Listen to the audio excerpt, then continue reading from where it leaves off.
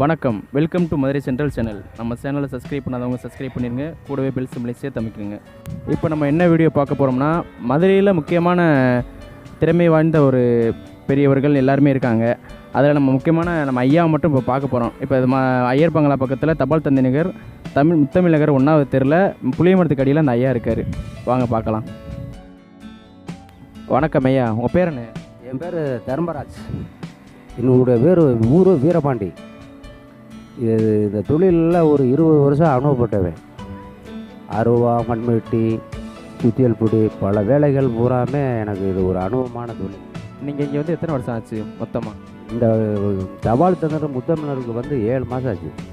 இந்த 7 மாதமாக இதே இடத்துல உட்காந்து இந்த தொழில் பண்ணிக்கிட்டே இருக்கேன். எத்தனை வருஷம் அனுபவம்னா? சின்ன பிள்ளையிலேருந்து இந்த மாதிரி வேலைகள் எல்லாம் பார்க்குறீங்கன்னா? இந்த தொழிலில் அனுபவம் 20 வருஷமாக அனுபவம்.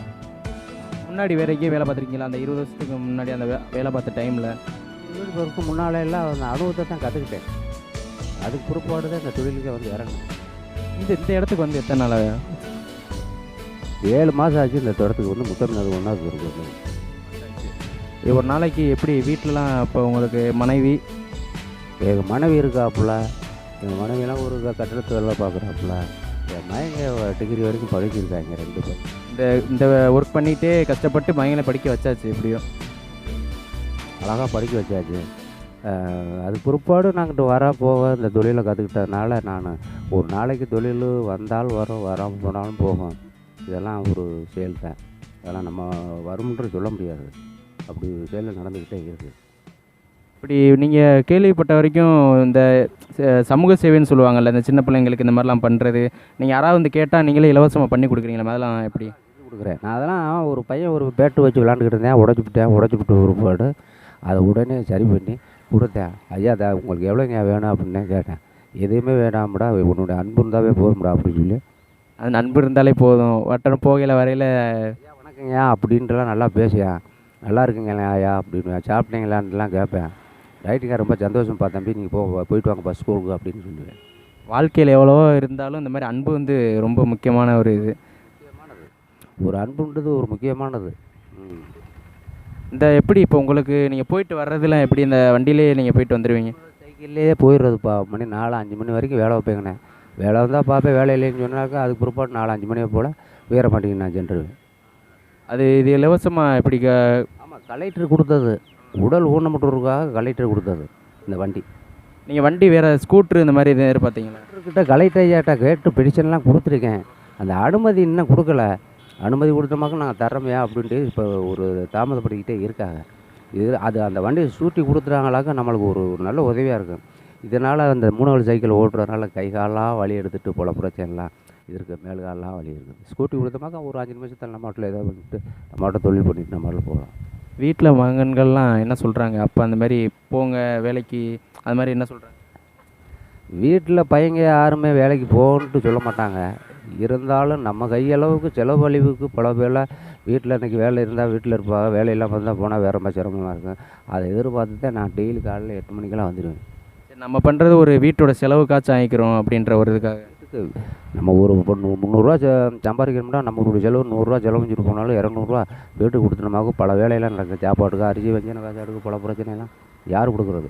எல்லா பேருமே வீட்டில் இருந்தமாக்க யார் கொடுக்க முடியும்? இன்னும் செய்ய முடியாது. அதான் தினம் உழைச்சி நம்மளால் முடிஞ்சது செய்யணும். அது ஒரு இது. நம்மளால் முடிஞ்ச அளவுக்கு வீட்டில் இருக்காத அளவுக்கு டெய்லி வந்துடுவேன். டெய்லி சாப்பாடுலாம் எப்படி? சாப்பாடு தண்ணி கஞ்சி தான் கொண்டு வருவேன். நான் வந்து தயிர் கீரை வாங்கிட்டு எல்லாத்துக்கும் ஒரு கீரை வாங்கி சாப்பிடுவேன். முக்கால்வாசி ஒரு நாளைக்கு வந்து இந்த பொருள் வாங்குறது வந்து நிறைய பேர் வந்து வாங்க வருவாங்களா? வருவாங்க. வராதமோ ஒரு சூழ்நிலையில் வாய்ப்பான் சாப்பேன். இதெல்லாம் தொழில் இல்லை. வந்து வாங்குறவோ போட சொல்லுவாங்க, வம்பட்டியை போட சொல்லுவாங்க. நம்ம ஐயா வந்து இப்போ பார்த்தீங்கன்னா தினம் வந்து தானாக காலையில் கிளம்பி வந்து கஷ்டப்பட்டு ஒருத்தவங்க வாங்குறாங்க, ஒருத்தவங்க வாங்கலை. தினமும் யாராவது காசு குறைச்சி கொடுக்குறாங்க, ஒருத்தவங்க கூட கொடுக்குறாங்க. இந்த மாதிரிலாம் இருக்கிறனால வருமானங்கள் கொஞ்சம் கம்மியாக தான் இருக்குது நம்ம ஐயாவோடைய வீடுக்கு.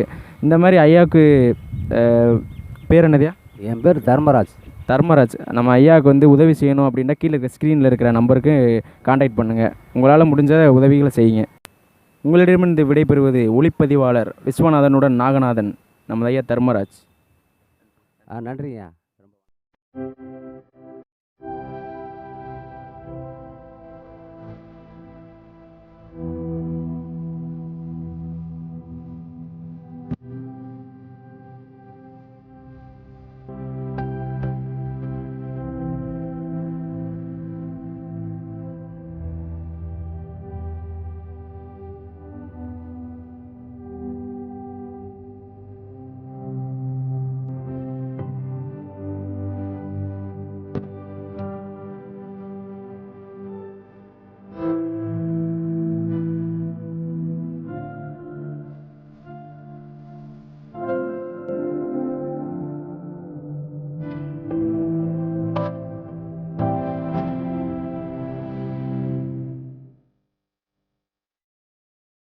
மணக்கிற மல்லிகை பூ நம்ம மனத்தை எடுத்துக்கொள்ளும்.